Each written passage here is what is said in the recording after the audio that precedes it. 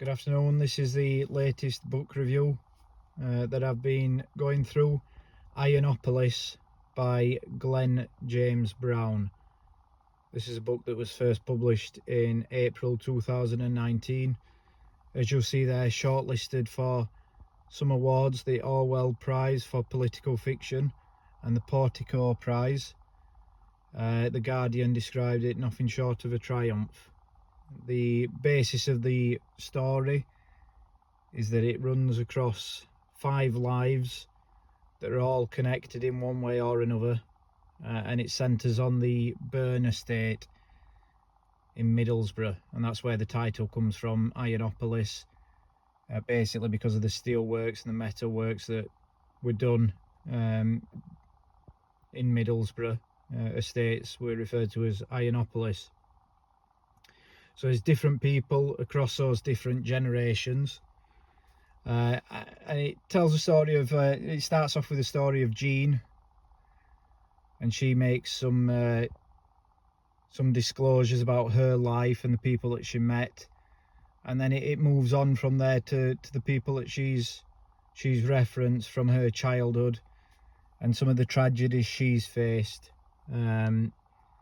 Eventually the story concludes with an account from her son Alan, and Jean's husband Vincent features prominently throughout all 5 accounts, really, across the generations. There's some good bits in there, some funny parts to it. It features on Goodreads, this book. It's got 4.29 stars out of 5, with generally positive reviews. The majority, as the rating would suggest, is people are thinking it's a 4 and a 5-star book, and that's obviously led to the award nominations, or the shortlistings that it's had from there. It took me a while to read this book.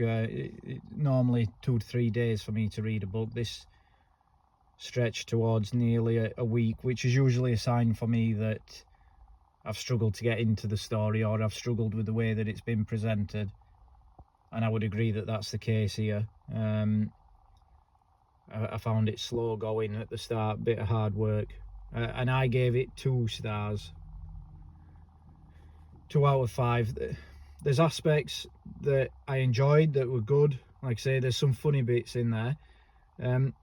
The way it's written, there's noticeable changes across all 5 accounts, which is a big thing for me. There's nothing worse than reading a story that's from different persons' perspectives and the writer doesn't change their style. Glen James Brown's certainly done that 5 times over, so you know you're reading a story from somebody else's perspective. The reason I marked it down so low is there's no real explanation of what the story is. So there's five accounts that do intertwine.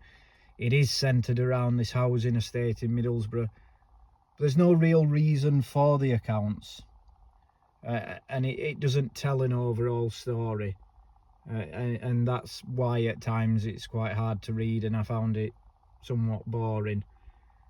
A big thing for me is there's a lot of references to a strange apparition, or a woman or a girl that they all know to be Peg Powler, and she's basically a boogeyman story that people used to tell their children, that if they didn't behave, Peg Powler will get her. And all 5 accounts reference seeing her or hearing her, but it doesn't go into anything about her at all. It doesn't say particularly why they saw her, or why they had these episodes with her, or much about her.